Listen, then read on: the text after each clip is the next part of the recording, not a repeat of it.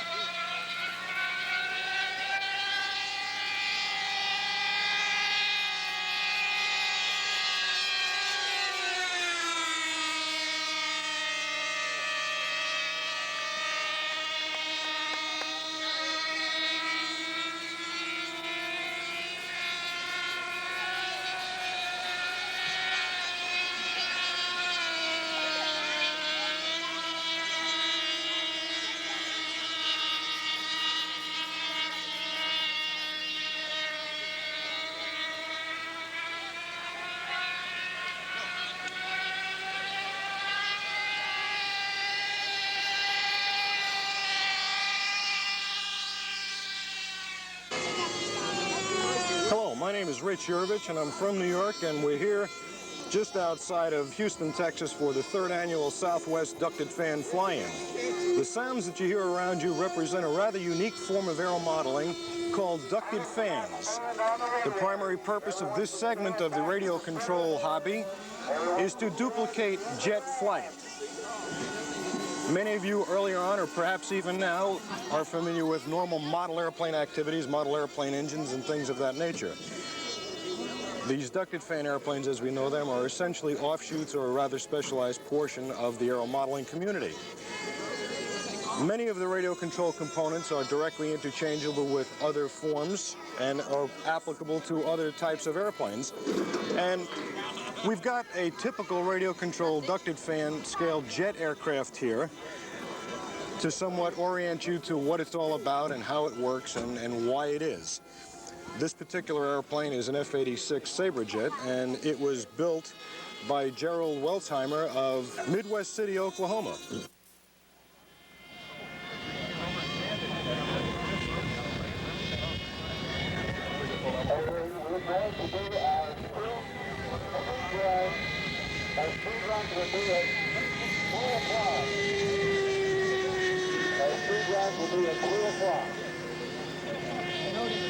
Gerald is flying his House of Balsa F-86, powered by an OS-25 power plant and a Larry Epifanio RK-20 ducted fan.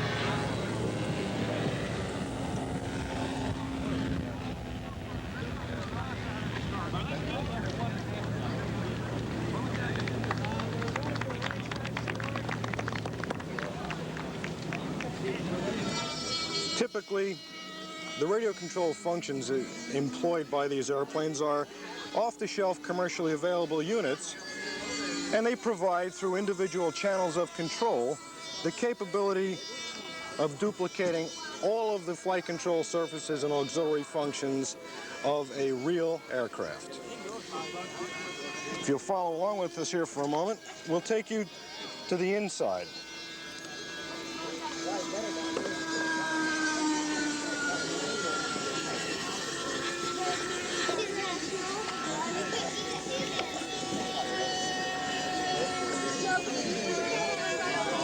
This is the portion that some of you that are familiar with. This is the engine that drives this multi-bladed, small diameter rotor. This is a typical model airplane engine. However, it has potential of turning this rotor somewhere in the vicinity of 23,000 RPM. Most of what you see here are individual radio control components consisting of servos, a receiver, which receives the signal from this transmitter, which, through various type of mechanical linkages, control all the surfaces on the airplane. Typically, for roll control of any airplane, we use the ailerons. These control the airplanes in the roll axis. To control pitch or up or down motion of the aircraft, we use the elevator.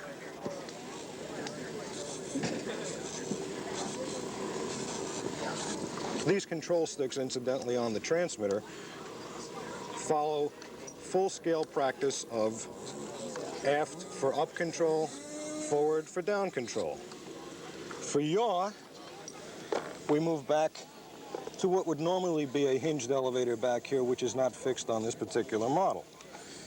To vary the engine speed from idle to full RPM, our throttle is located on this stick here. You probably can't see the linkage because it's internal to the propulsion package, but take my word for it, it works. These airplanes And this form of aero modeling represents probably a higher level of sophistication than the average sport model, but not a great deal more in terms of complexity. The typical speed range of a jet replica ranges anywhere from 80 to perhaps 145 to 150 miles an hour.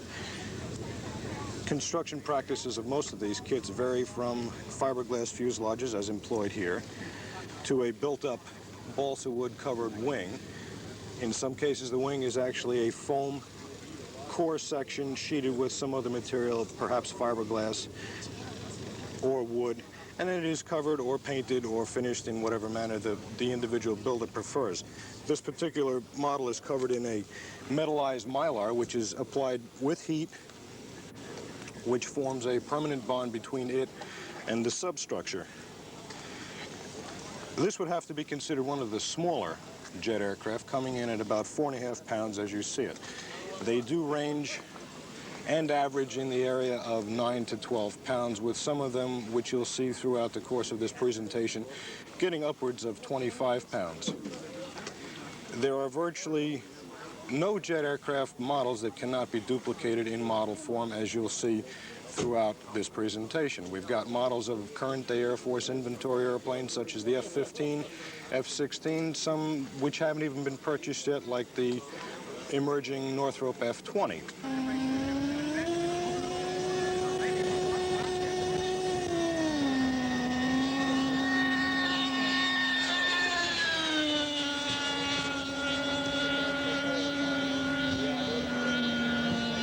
Here's Rick Alter of the Byron Originals flying team, flying a Chuck Yeager favorite, a Byron Originals prototype F-20, powered by a Rossi 81 engine and a Byrojet fan.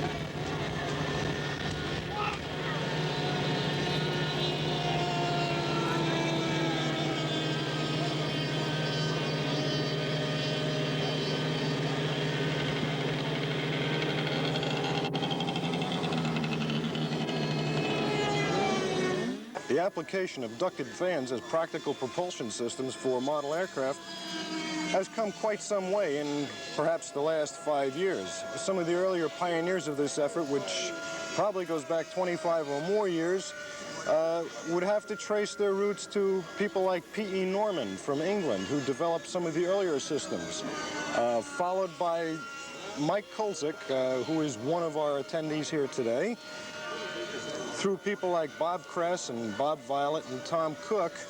We've experienced and enjoyed rapid progression and tremendous advance in state-of-the-art of these propulsion packages.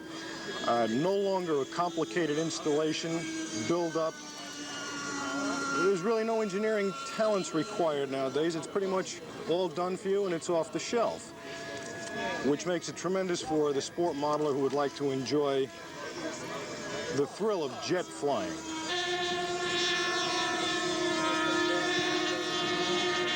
Mike Curzan of Austin, Texas, flying this A-10 Thunderbolt 2, scratch-built by Lynn McCauley. This A-10, powered by 2 OS-46 engines and 2 Turbax 1 ducted fans, is also affectionately known as the Warthog and the Tank Killer.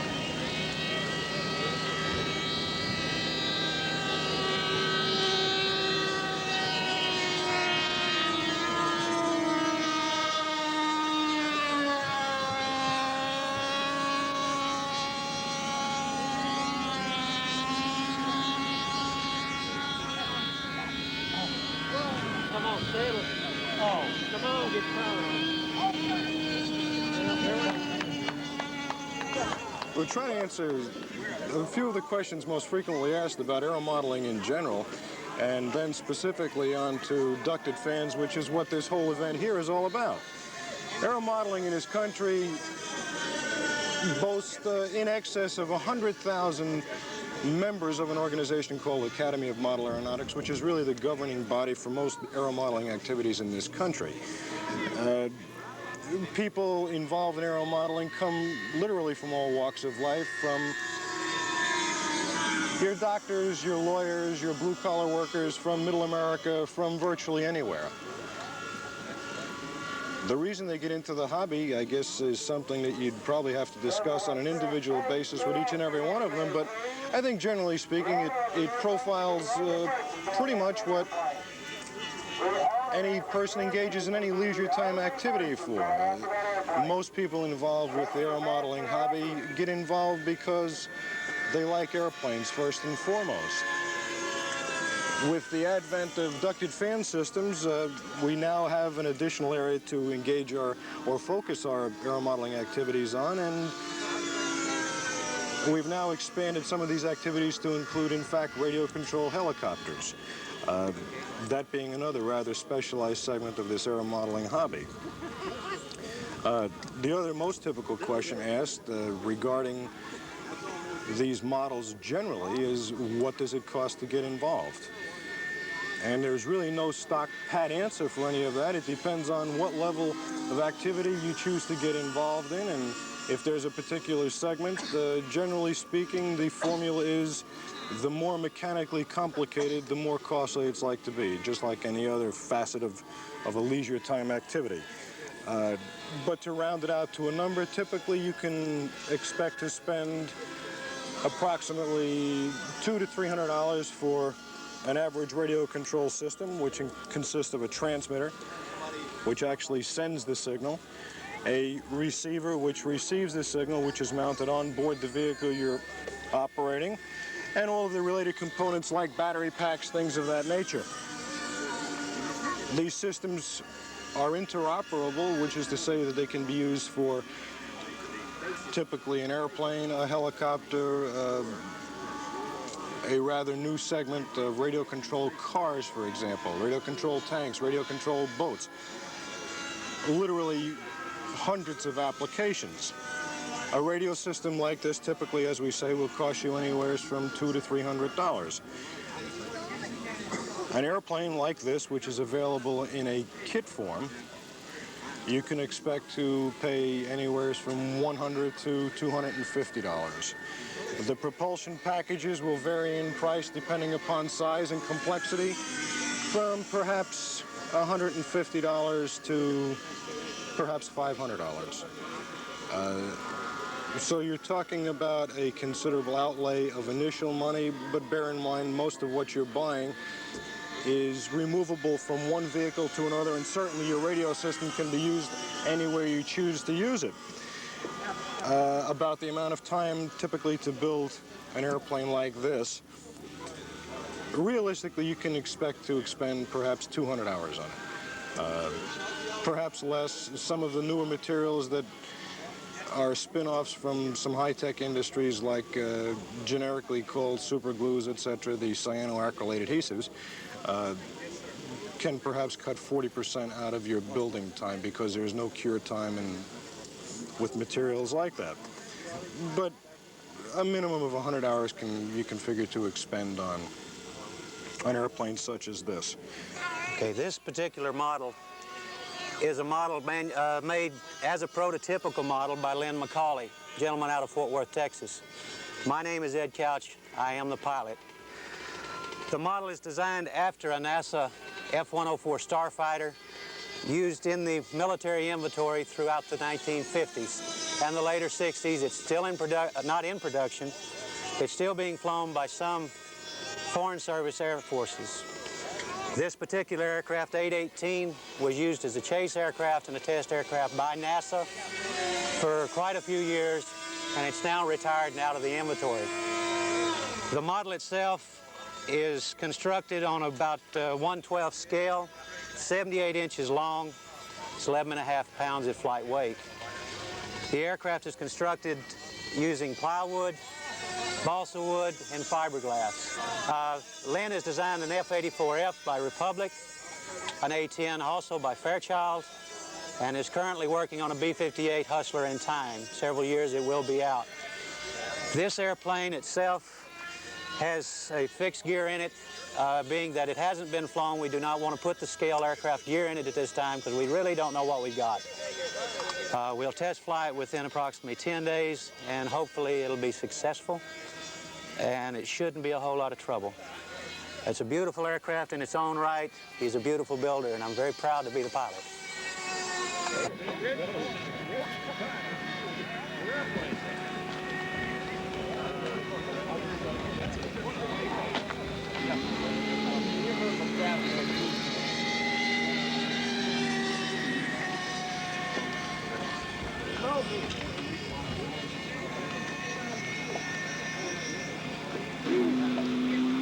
My name is Jim Howard. I'm the builder of this model. This is a scale model produced by Terry Sterner out of Pennsylvania. This is a model of a 1946 model P-80. This was one of the first operational jet fighters that the U.S. had. And this airplane is done in all overall gray finish. They later on changed this to an all-metal finish because it was harder to keep the airplane clean. The kill markings on the tail of this airplane was carried over from World War II. The pilots that made up this first squadron were brought in from World War II P-51s and P-38s, and they were allowed to carry their kill markings over on this airplane. So this airplane never saw action in World War II. It was produced right at the last of World War II. And we were lucky we didn't ever get this against the German fighters because we found out it was an inferior fighter up against the German jets. Thank you.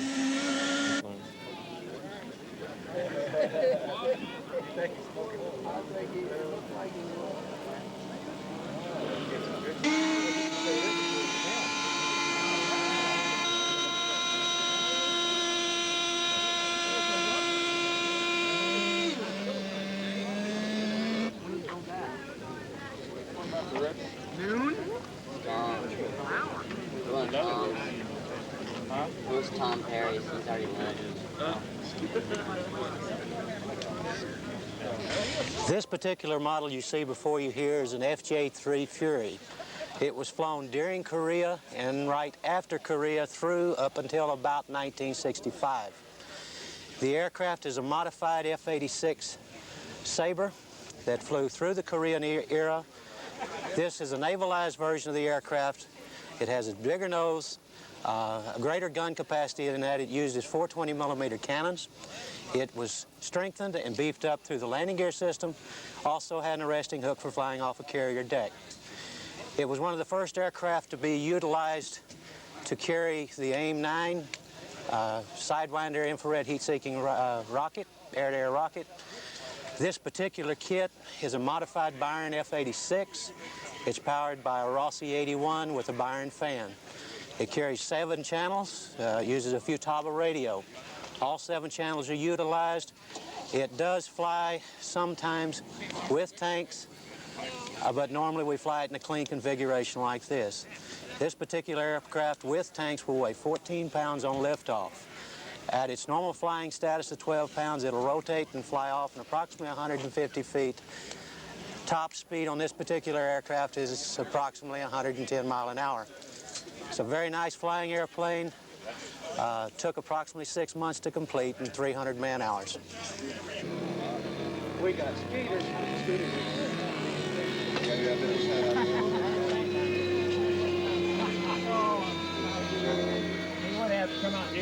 One of the problems that most newcomers to the hobby are faced with is they generally have a tendency to be fascinated by something that appears to be performed easily or routine. The flying of the airplanes, while not complicated, does take a reasonable amount of practice, and I would strongly recommend against a newcomer to the hobby getting involved with a ducted fan airplane.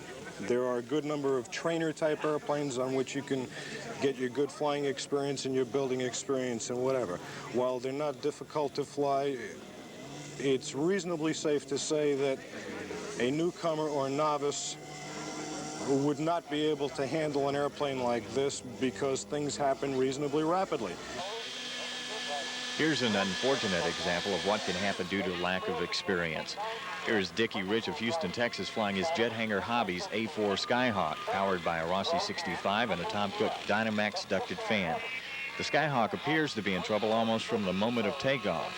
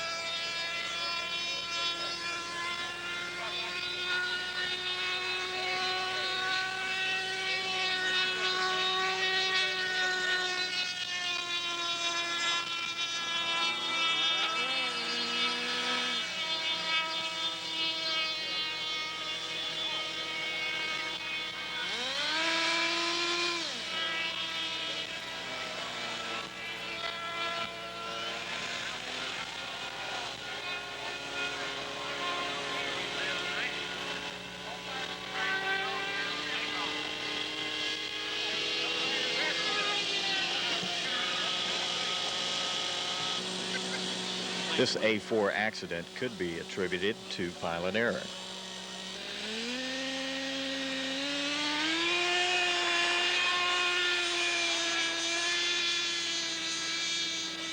Not all accidents are pilot error. Mike Kulzik of Austin, Texas, flying his House of Balsa F-86 powered by an OS-46 engine and a Bob Kress RK-740 ducted fan, lost his aircraft due to mechanical failure. The F-86 will make several passes over the flying area. Then as it comes in low over the runway, you'll hear a pop. When the aircraft pulls up, you'll see daylight through the fuselage.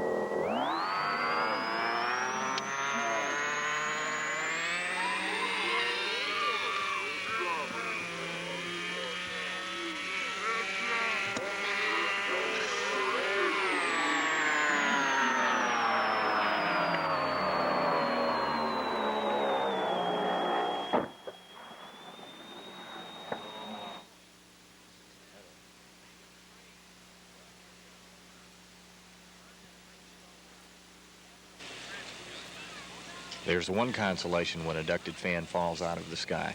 The pilot always walks away.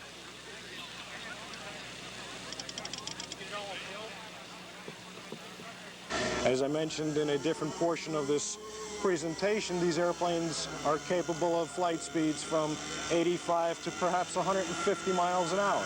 And at those speeds, things happen rapidly.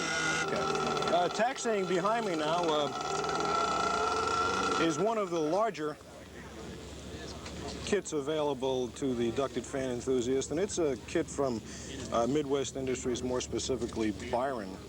originals. It's a replica of probably the world's hottest air superiority fighter, the F-15 Eagle, built by McDonnell Douglas. The airplane duplicates the propulsion packages of the original airplane insofar as it does utilize two ducted fan propulsion packages. The airplane's got a retractable landing gear as per the prototype. And as you can see people walking through and around the aircraft, it's enormous. The airplane flies very well, and we understand that it is in fact a forthcoming kit.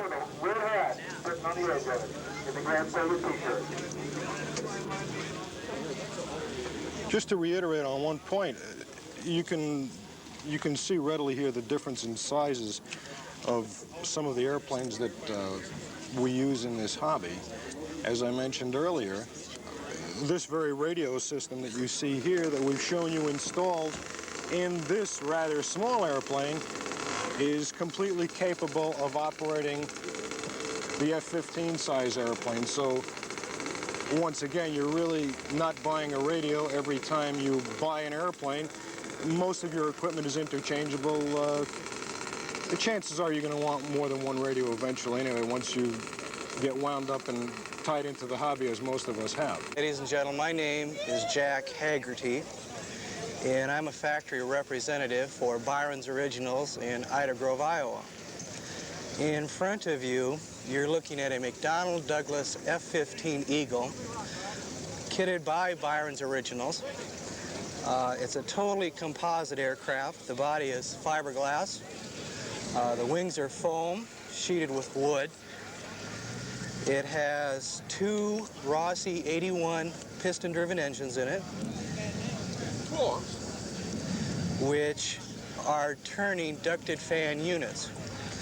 These ducted fans turn approximately 22,000 RPM, and each engine puts out approximately 11.5 to 12 pounds of thrust. Total weight of the aircraft is 22 pounds, and the total amount of thrust is 22 pounds.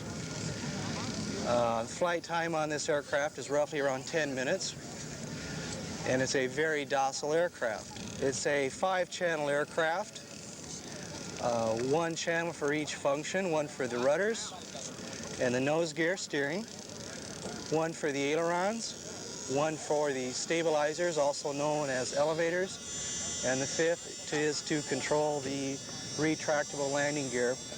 And those themselves are actuated by pneumatic cylinders.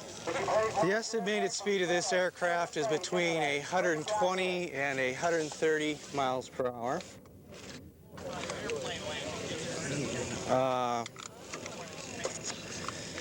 The range of your radio is limited to mostly your eyesight. The range is quite a ways. The airplane will be long out of sight and still have control by the radio. This is our number 2 prototype. This aircraft is very, very docile. It has no bad habits that we've discovered yet so far. The takeoffs are rather smooth, landing speeds are very slow, and it is controllable at all ends of the speed envelope.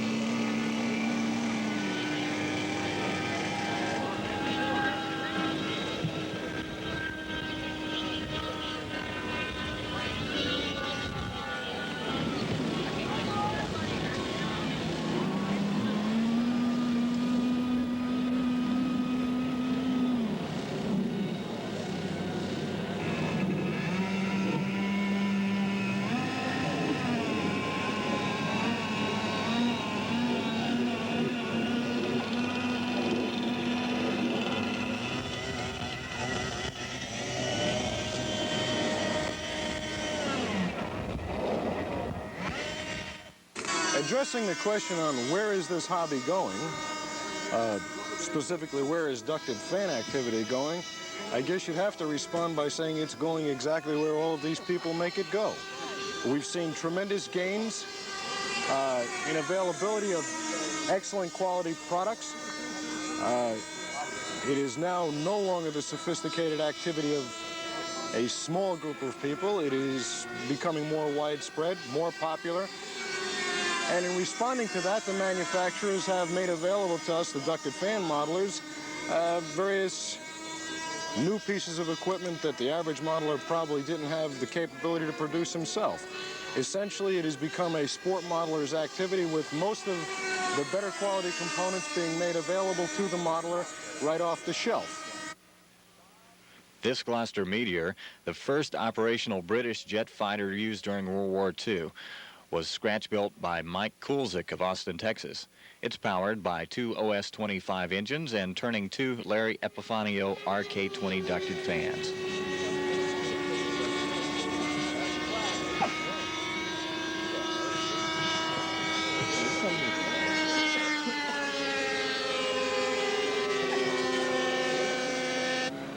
Looking good. Oh, hold on.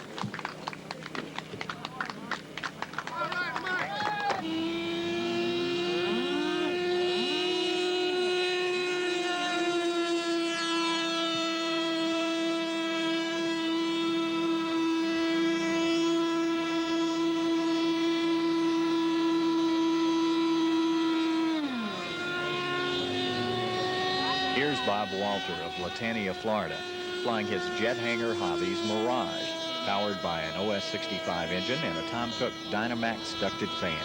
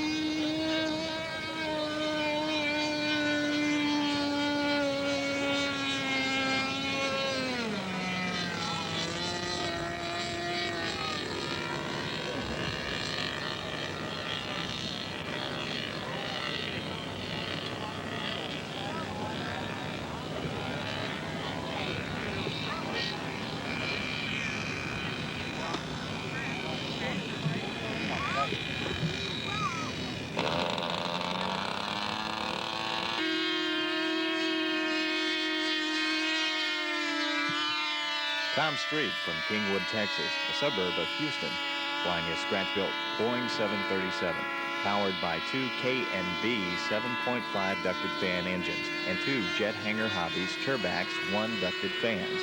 Tom is a pilot for Southwest Airlines and flies 737 similar to this one out of Houston daily.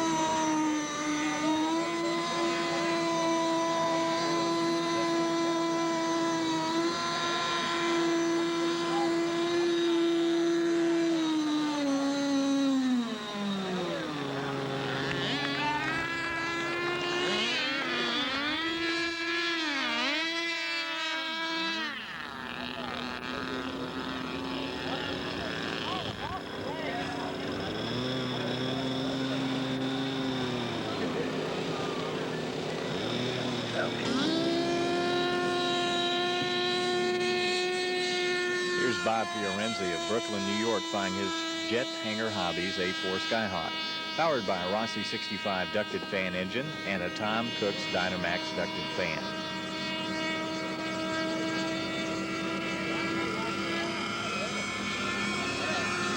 Take a close look. Bob will drop the wing tags during one of his passes.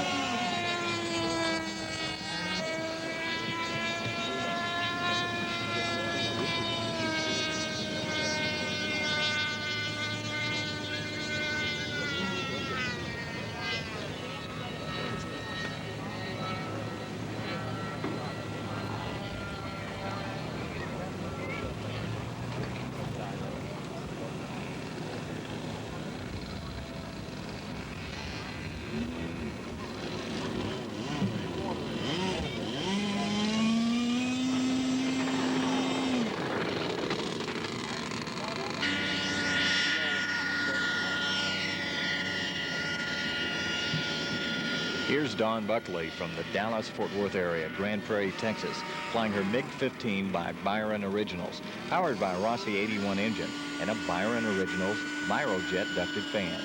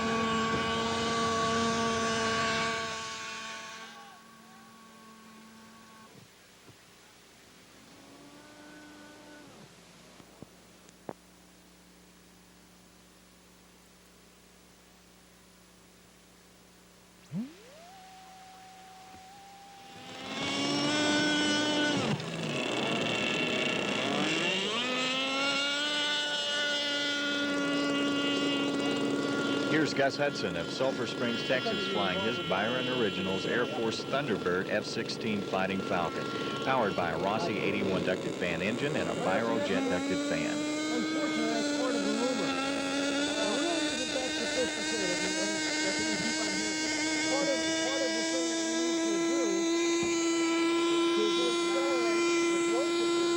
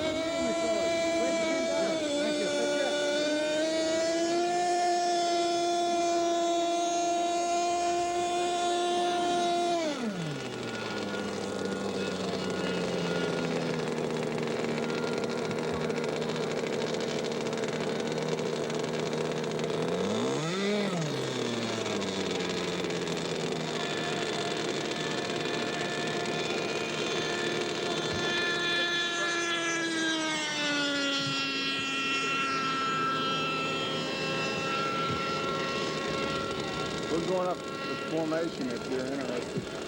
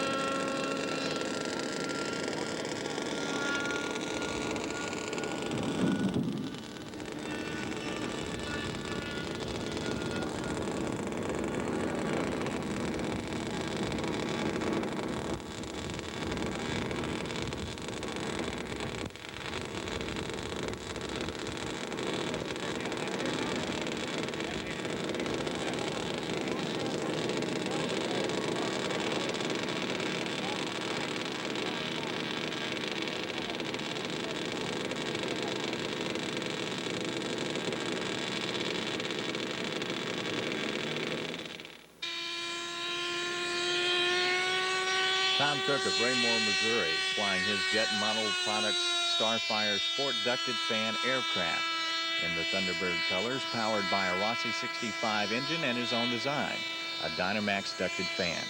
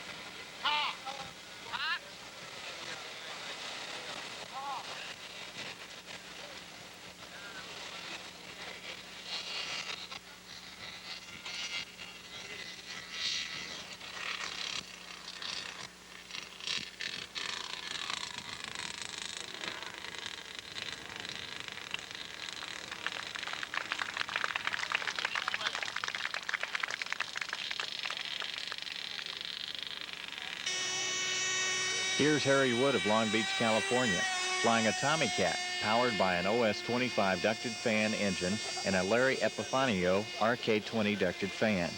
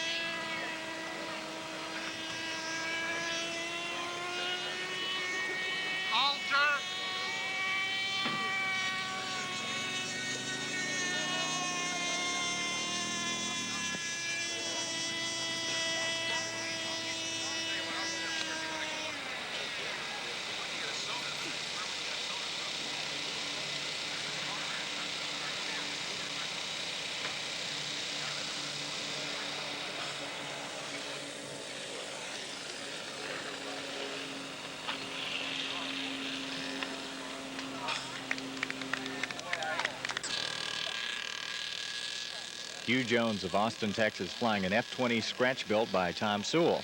This aircraft is powered by a Rossi 65 engine and a Tom Cook Dynamax ducted fan. This airplane won the speed event at the meet, traveling at 145.45 miles per hour.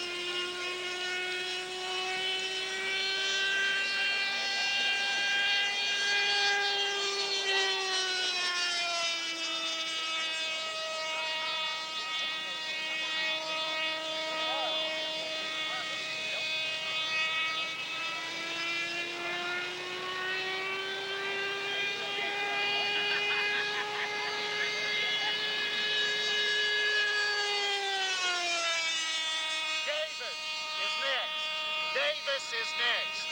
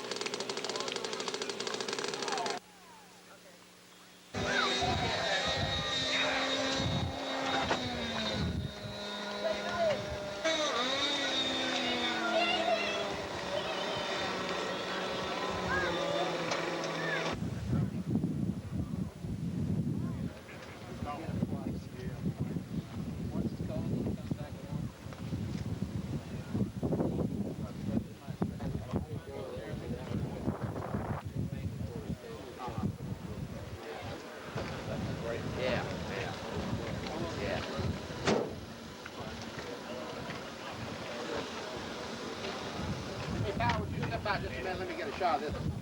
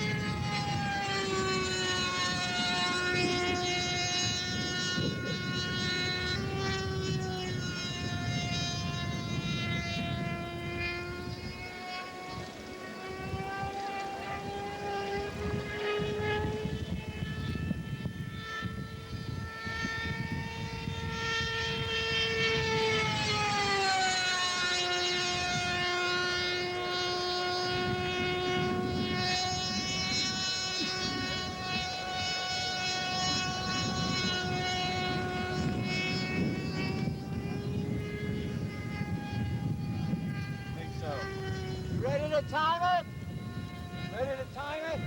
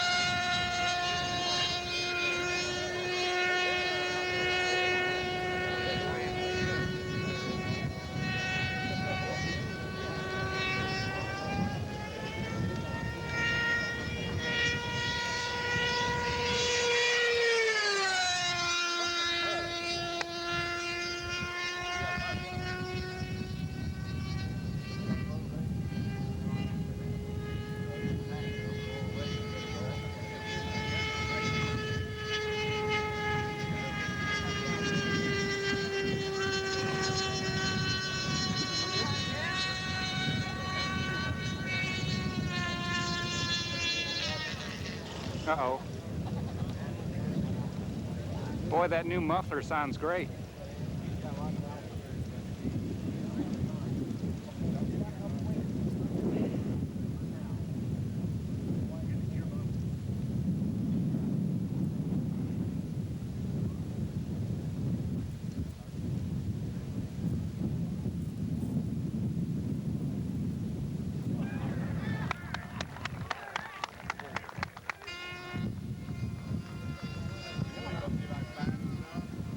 No, he's all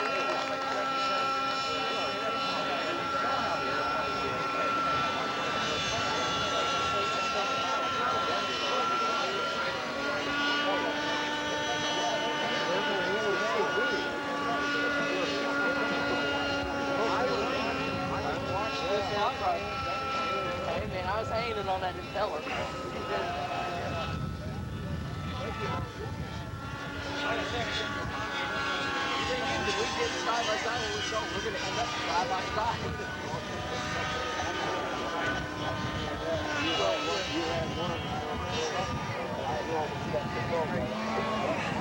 No big deal.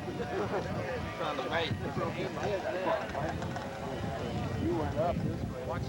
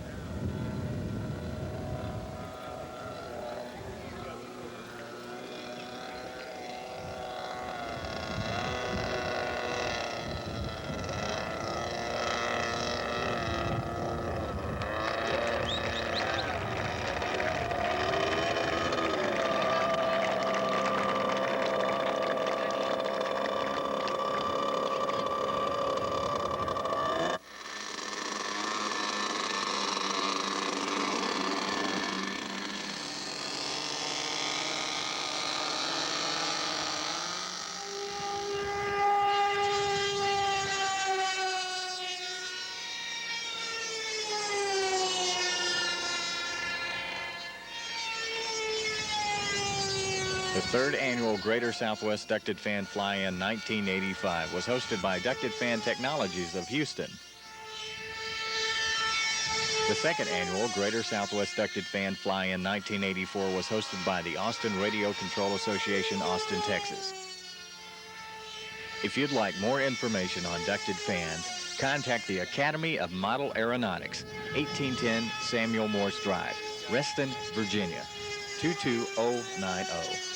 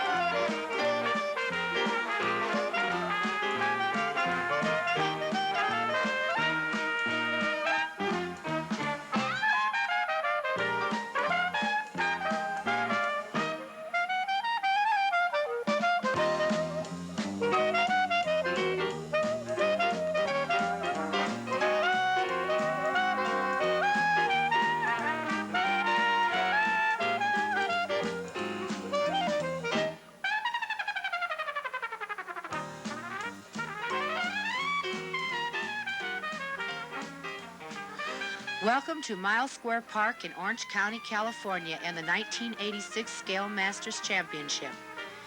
This annual event brings together the top scale builders and pilots in the United States and Canada. To whet your appetite, let's take a quick look at a few of the aircraft being flown this weekend.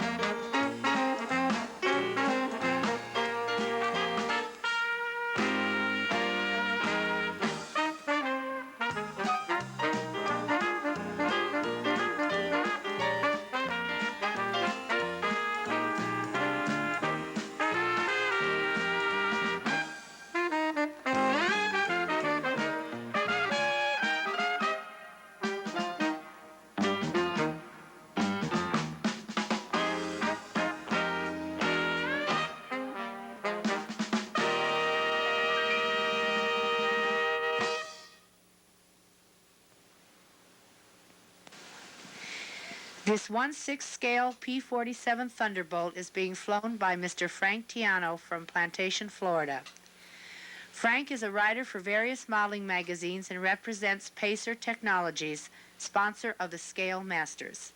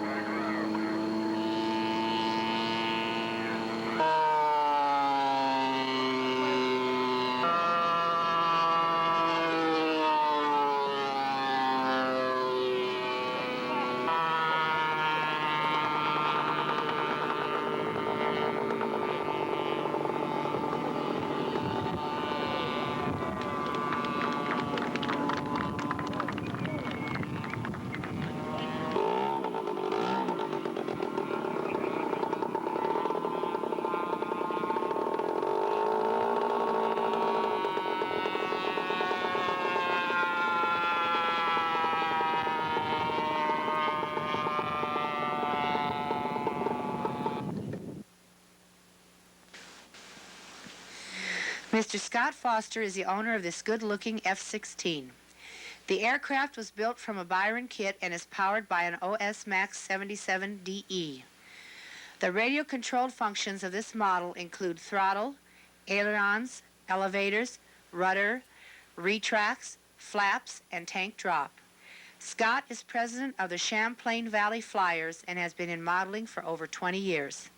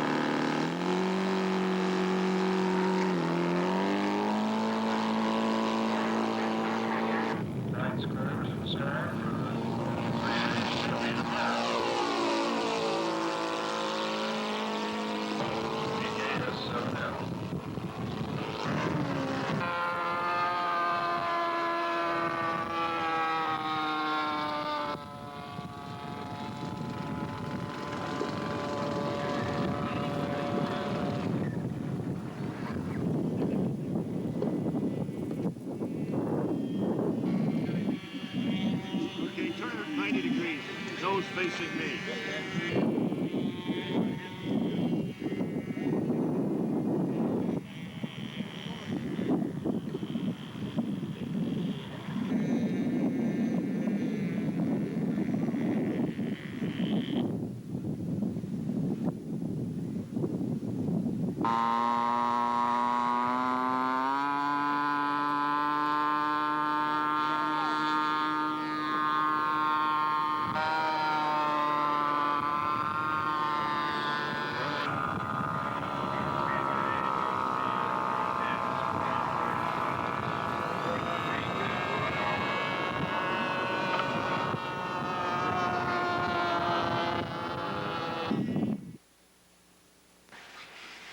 This unique model is a Shin 2150A, scratch built by Mr. Jerry Fingler from his own plans. It's completely covered with sheet aluminum.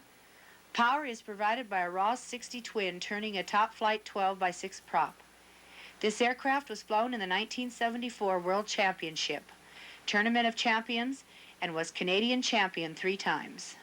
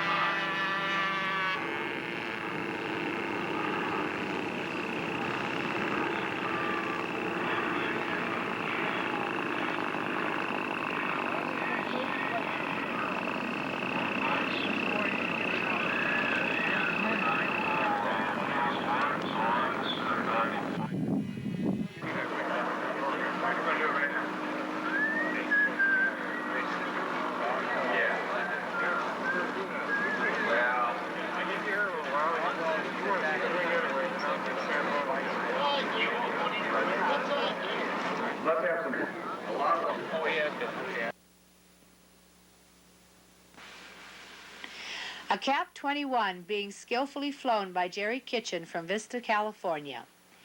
If you look at some of these maneuvers, you'll have to agree that this young man will go a long way in model aviation.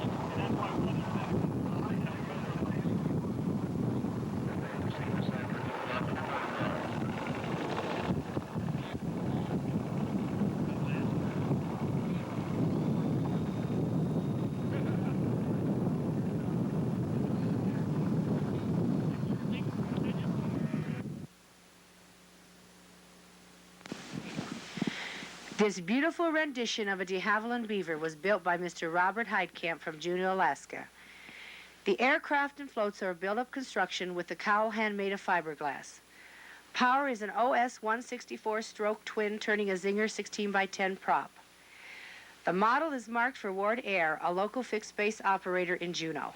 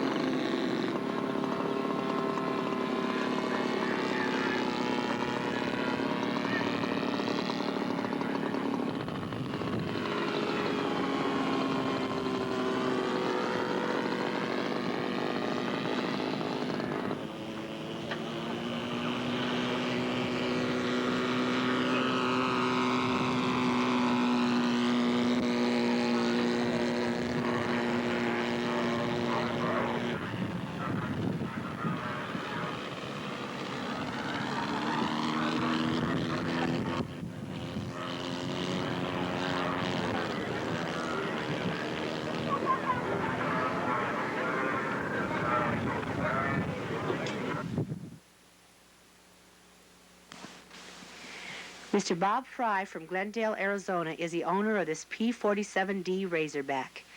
The model is constructed of wood and covered with Cover-Right silk spun and finished with perfect paint. This aircraft is a miniature version of Little Chief, which was attached to the 8th Air Force, 56th Fighter Group, 61st Fighter Squadron, and flown by Lieutenant Frank Clibb.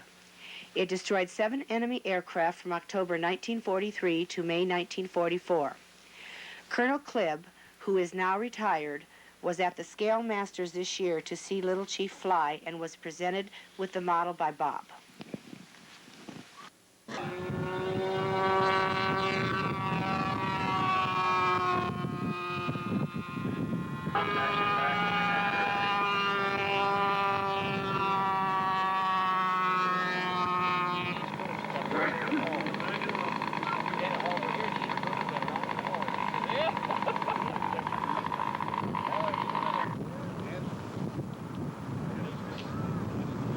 Mr. Fry is back on the ground.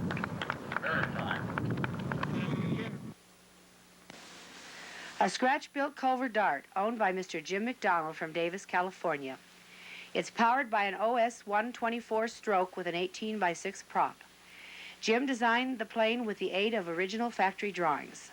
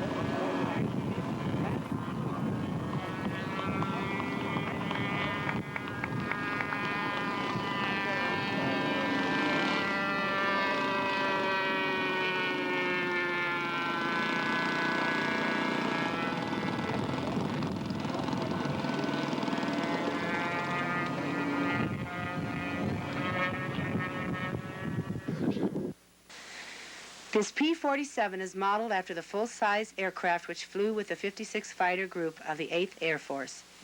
It was built by Mr. Brian O'Mara from Mile High, Denver, and tips the scale at 23 pounds. The power plant is a Super Tiger 3000.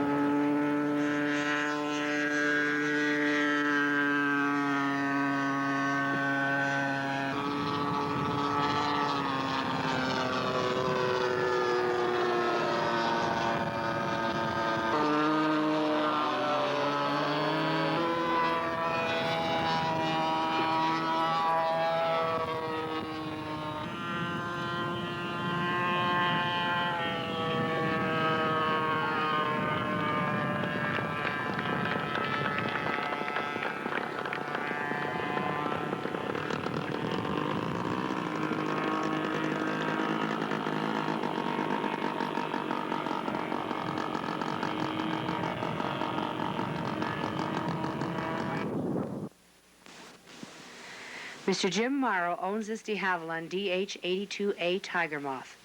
It was built from a Hobby Shack pilot kit and is modeled after the aircraft owned by Lars de Jong at Corona, California.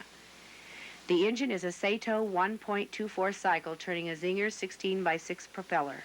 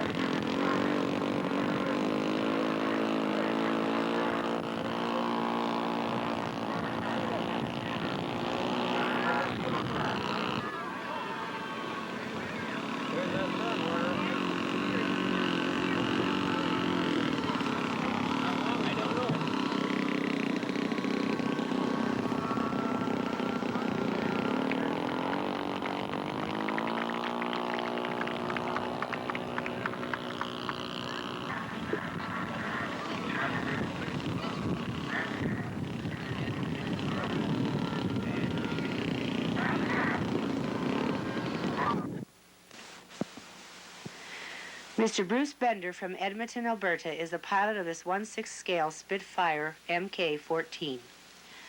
The model was built using Bob Holman plans and is marked for the 610 County of Chester Squadron. Top speed of this aircraft is 65 miles per hour, which is 1/6 the speed that the full-size Mk-14 is capable of.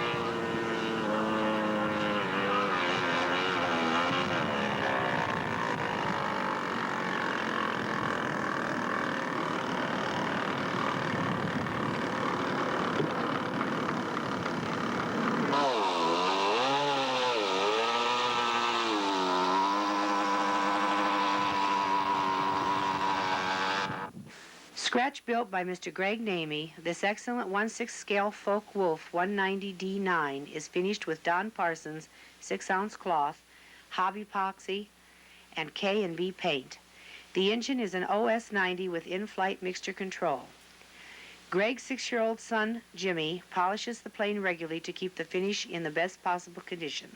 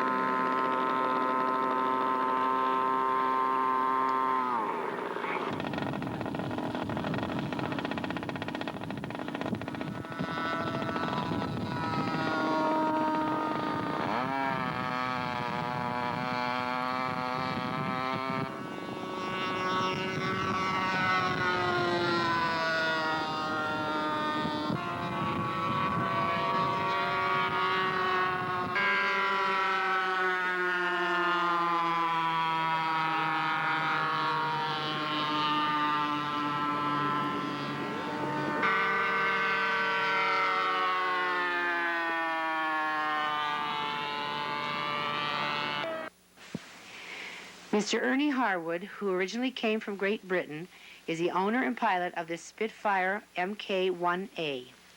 Scaled 1 7/8 inches to the foot, the aircraft is covered with tissue and dope and is powered by a laser 75 4-stroke engine. Yeah, and nothing. Sounds good.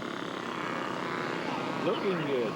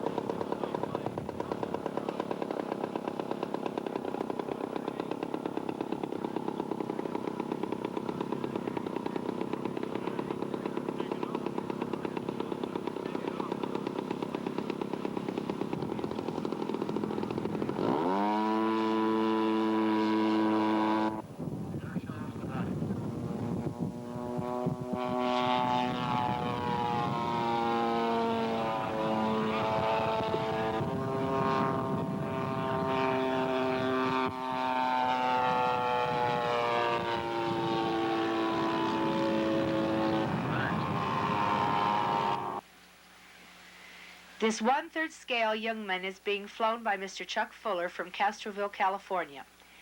The engine, a Zax 3.7, turns a Zinger 22x10 prop. As you can see, Chuck is an accomplished aerobatic pilot.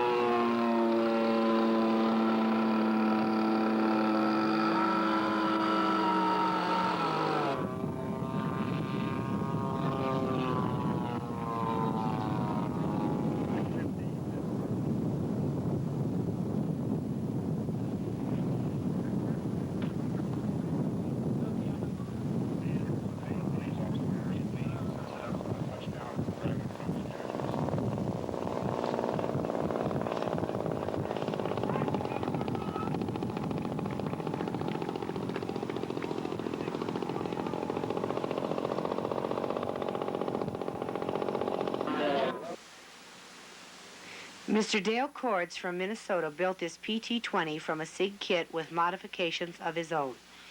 It's covered with fiberglass and super coverite. The finish is hobby epoxy. An OS 124-stroke engine with an onboard glow system powers this model.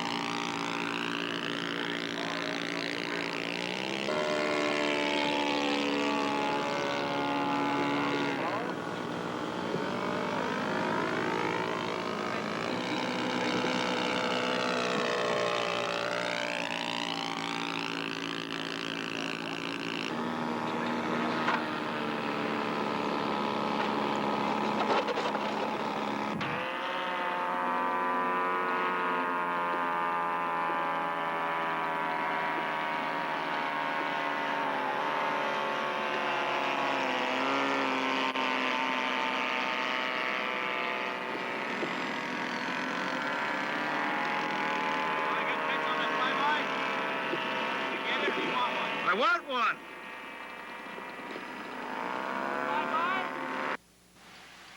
Mr. Austin Cleese is the owner of this very nice Tomahawk.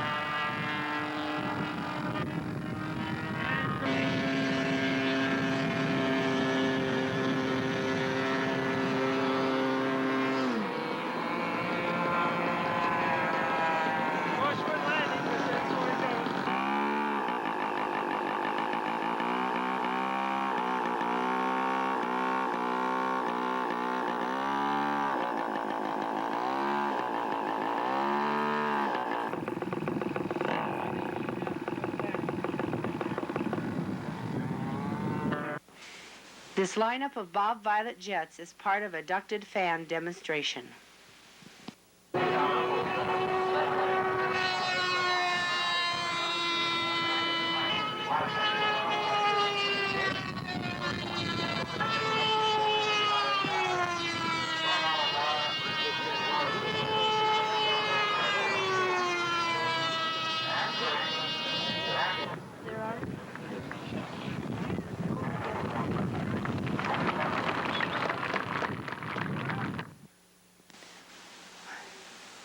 A quarter-scale Fokker model plane built from Frank Cummins' plans by Bob Hanf.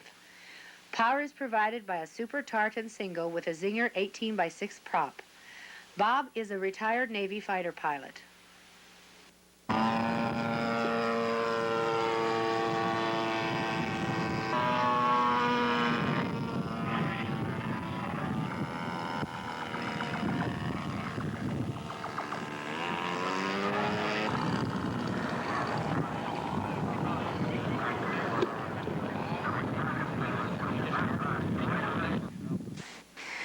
Mr. Ramon Torres from Hialeah, Florida, is the owner of the superbly detailed Beechcraft T-34 Turbo Mentor. A Moki 25cc engine powers this model. The aircraft features Fowler flaps, retractable gear with functional oleo struts and brakes. It also has operating navigation and anti-collision lights.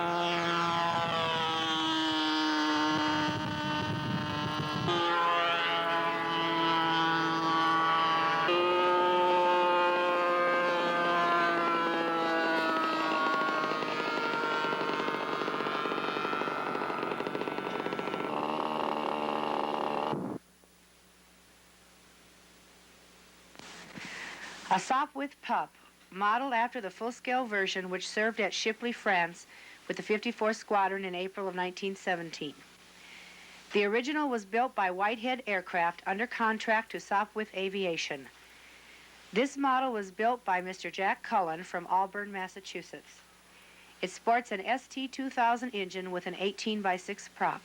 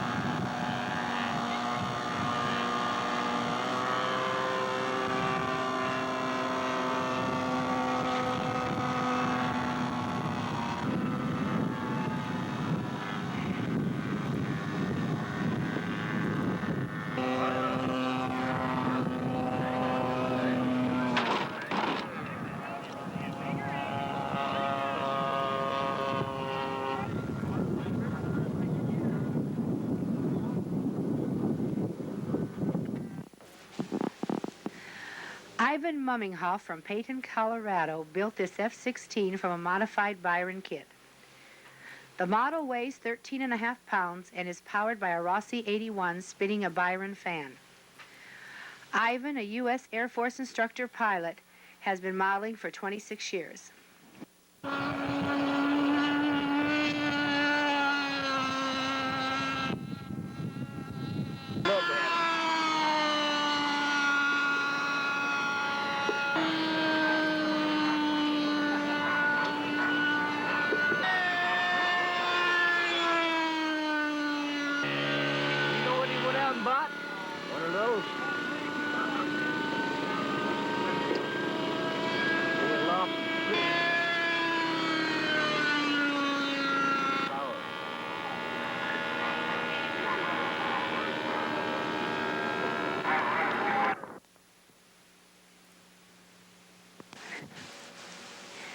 This 1/3 scale model of the home-built aerobatic biplane Little Toot was built by Mr. Olin Trenery from Littleton, Colorado. Olin used plans by Tommy Myers, son of the late George Myers, designer and builder of the original full-size Toot. This model is powered by a Sachs 3.7 turning a 20 by 10 prop. Currently, there are over 50 full-size Toots flying.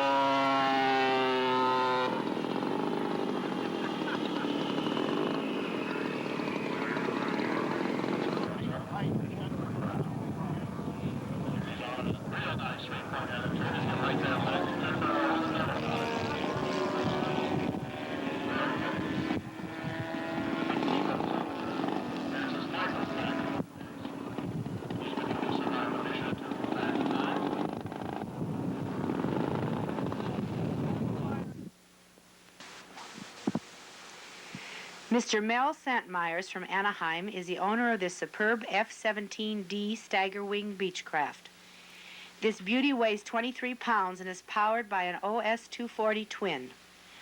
All lights and doors are operational and the exhaust is functional.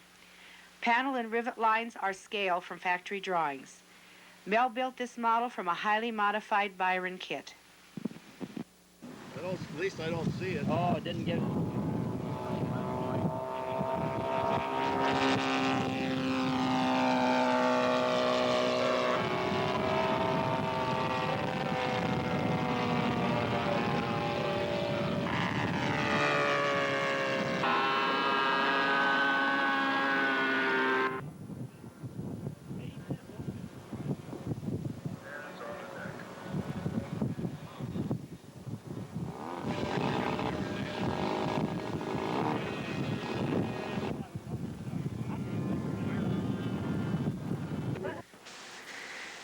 This 1/14th scale C-130H Hercules has a 110-inch wingspan and weighs 29.5 pounds.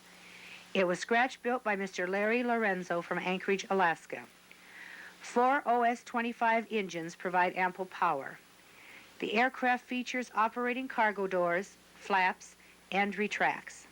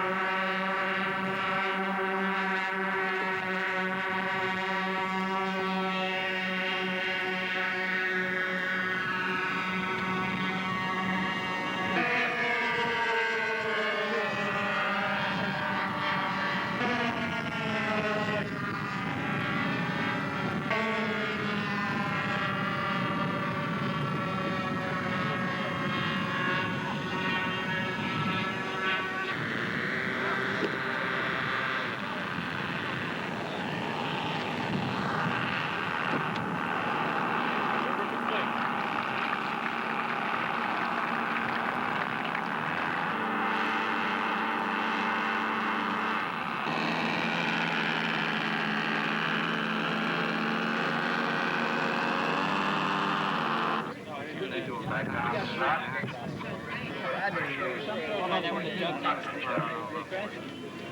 Why don't we make a big fish?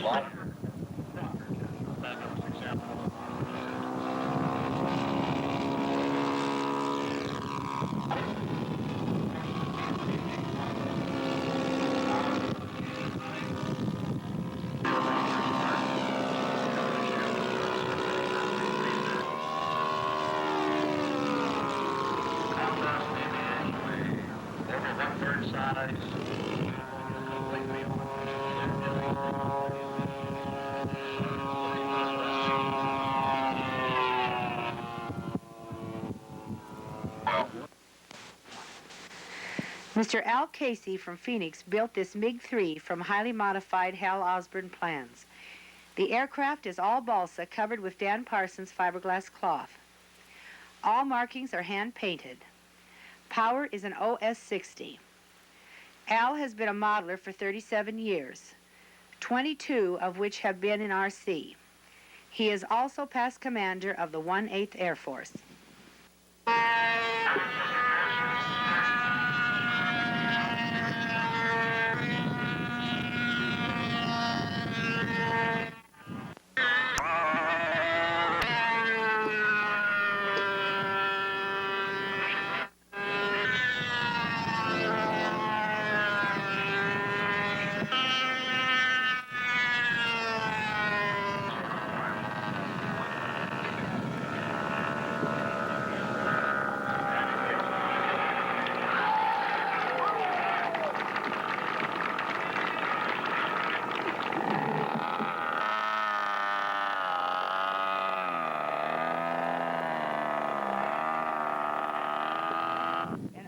An OS-94 cycle provides the power for this Waco VKS-7F cabin biplane, which was built by Mr. Charles Nelson from Berlin, Massachusetts. The full-size version is owned by Mr. Vincent Mariani from Findlay, Ohio.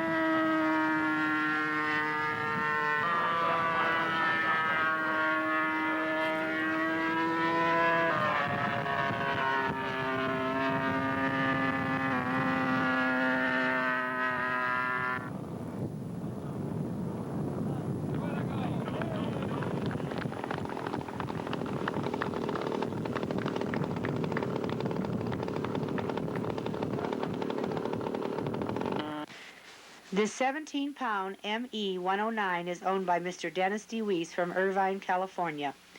It's powered by a Moki 25 turning a 16x10 prop.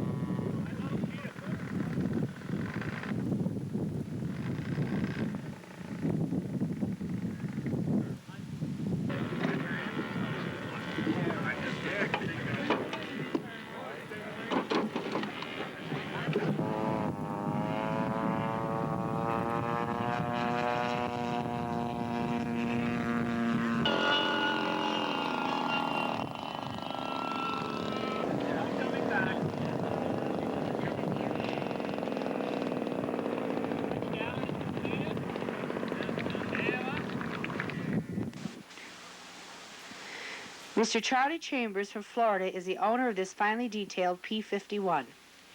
In real life, Charlie is an airline pilot.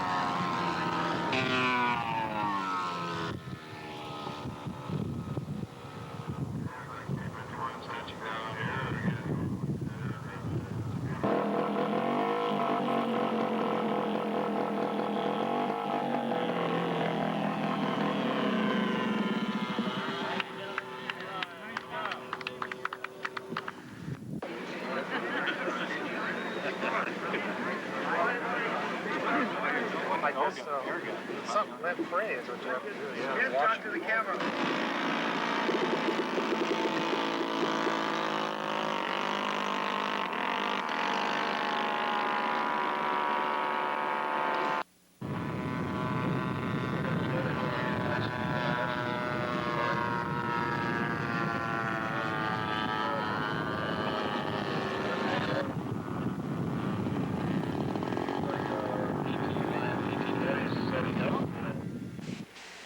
This 1/6 scale model Tech Cap 21 was built by Mr. Bob Petro from Anchorage, Alaska. Bob is the president of the Alaska Radio Control Society.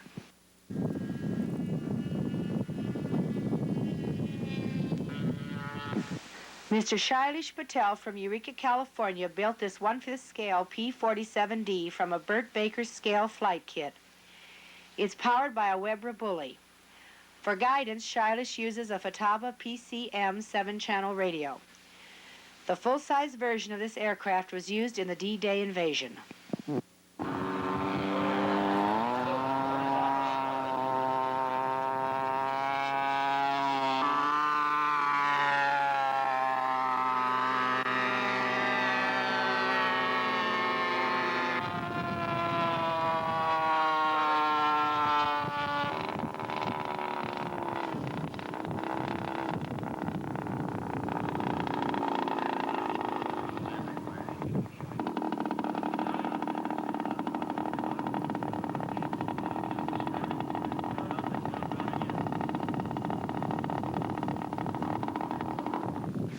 This SBD-3 Douglas Dauntless was built by Mr. Kent Walters from Scottsdale, Arizona.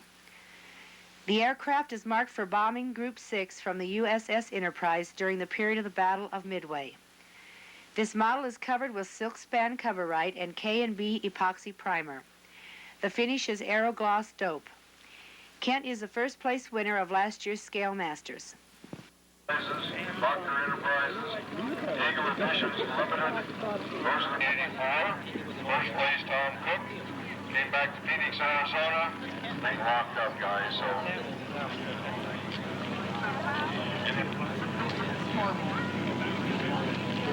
The Scale Masters.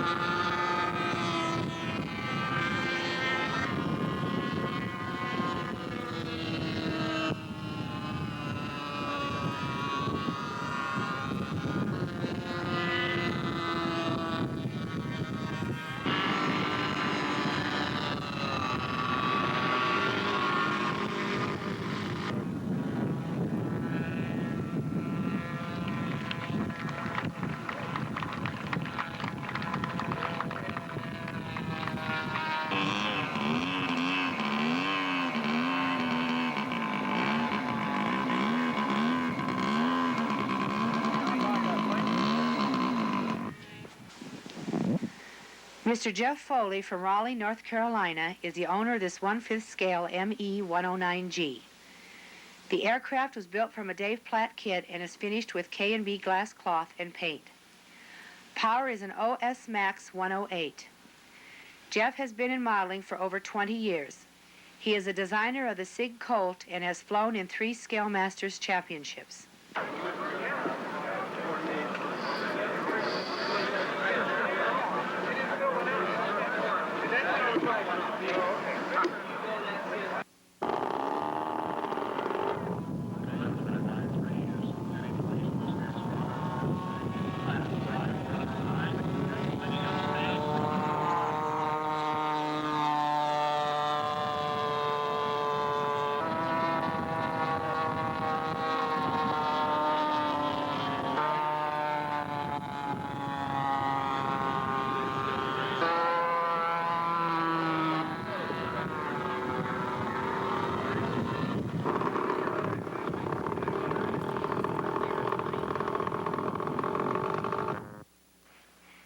Harry Apoyan from Rolling Hills, California, built this Bristol M1R.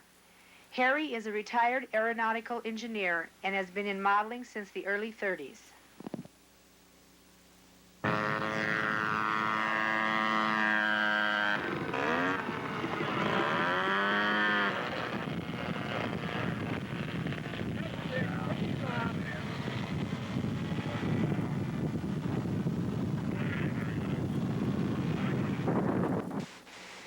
Dennis Crooks from Big Rock, Illinois, is the owner of this unique TBM-3E Avenger.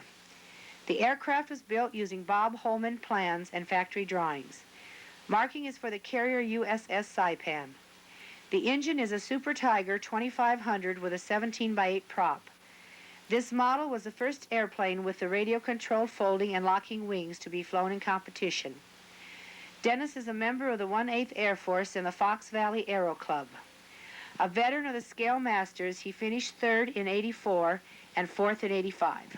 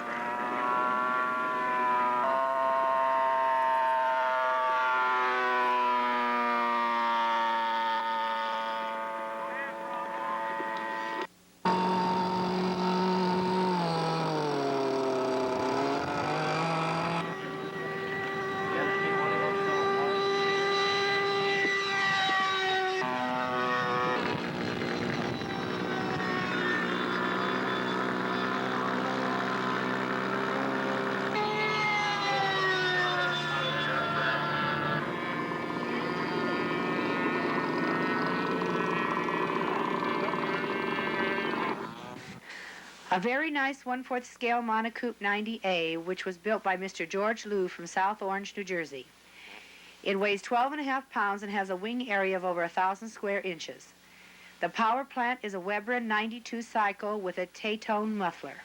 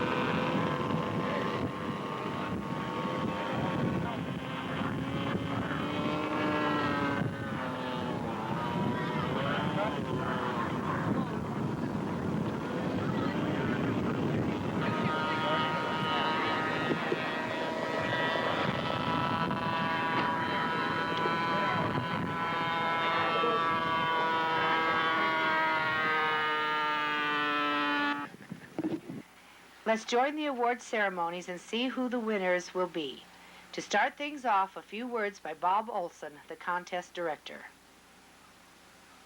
Before we get into the actual presentations, I guess I would be remiss if I didn't, number one, thank the contestants for making the effort they have this past year to qualify for the U.S. Scale Masters, to going to the trouble, the expense, and time out of their lives to compete, to travel out here to California for this last 4 days.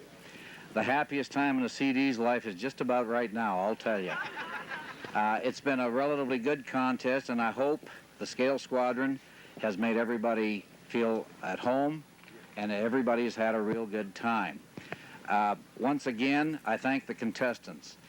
I would be remiss also if I didn't thank the nameless, countless number of people that have helped us put this together.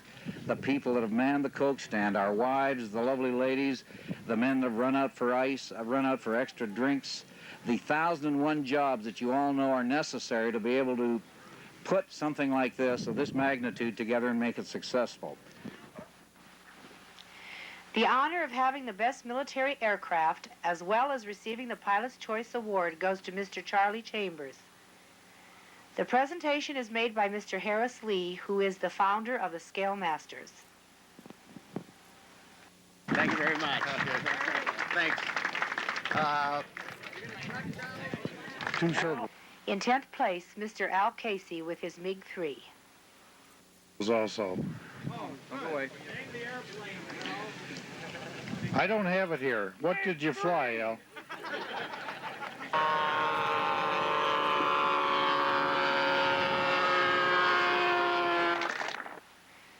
Mr. Mel Santmeyers is the recipient of 9th. Very good. Thanks, everybody. And then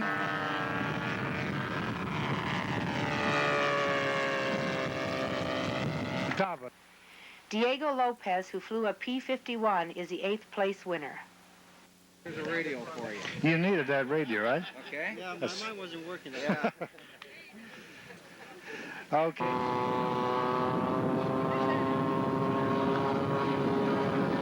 Radio. In 7th, Mr. Larry Lorenzo, who entered the giant C-130. And he's from Alaska, so he came all day down here with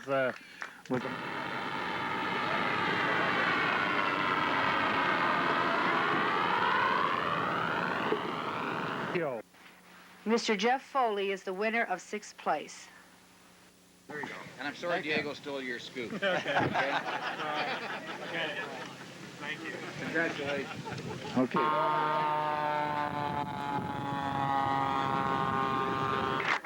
From Juneau, Alaska, with his de Havilland Beaver, Mr. Bob Heidkamp is the recipient of 5th place. That's yours.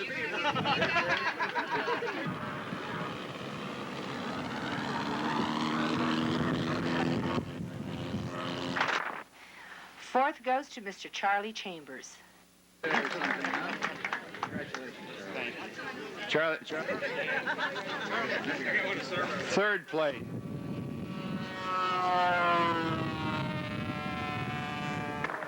In 3rd place with his TBM Avenger, Mr. Dennis Crooks.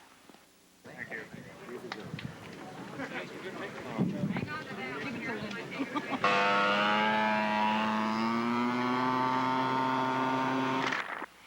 The number 2 spot goes to last year's Scale Masters champion, Mr. Kent Walters from Scottsdale, Arizona.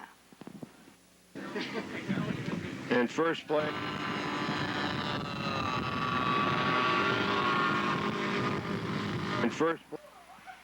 And finally, the top spot in the 1986 Scale Masters Championship was earned by Mr. Ramon Torres for his unique Turbo Mentor.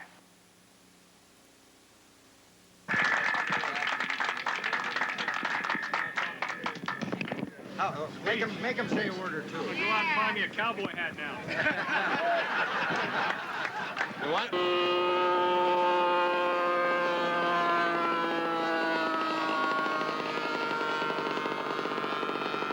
Say just that I enjoy coming out here every year, and the trip home is going to be very enjoyable, and it's a pleasure flying with everybody here. Thank you.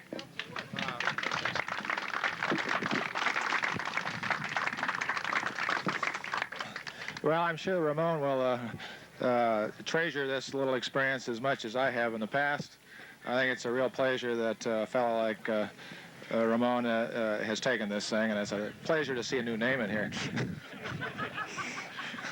The 1/8th Air Force kind of put a label on me here over the last few months with some of the movies that have been out. Top Gun. Well, now you're Top Gun, Raymond. And they've given me another name now as a consequence of what happened today. It's simply Pop Gun. So, What do you? The presentation for the last place is being made by Mr. Greg Namey, the 1985 recipient of this dubious honor. We're going to try. However, there are 3 people in my house, my wife Joanne, my son Jimmy, and my daughter Jenny, who are glad to see this thing out of the house. 2 things happened to me since I got this shirt. Where am I? Okay. One thing it taught me was that I had to learn to be a better builder. So I got out here and got a 95. Maybe next year I'll learn to fly a little better and get up there. What happened is, I can wear the shirt now because I'm 54 pounds lighter. So at this point in time, I'm not going to waste any more time. I'm going to give this thing away, and good riddance. And Jack Cullen, come on up. You ready to give him a kiss? Come over here. Come in the middle over here. You get this, and on the count of 3, Shane, ready?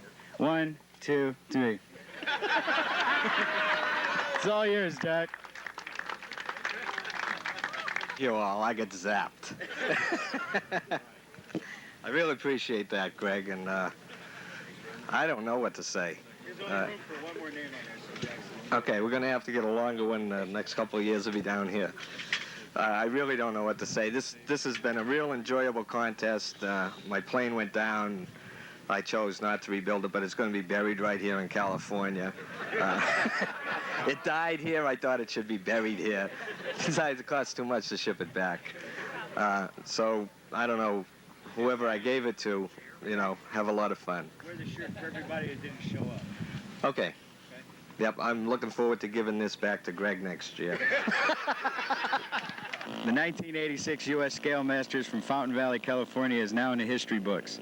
This is Greg Namey for Propwash Video saying it's all over except the crying, the cleanup, and the drive home. We'll see you next year.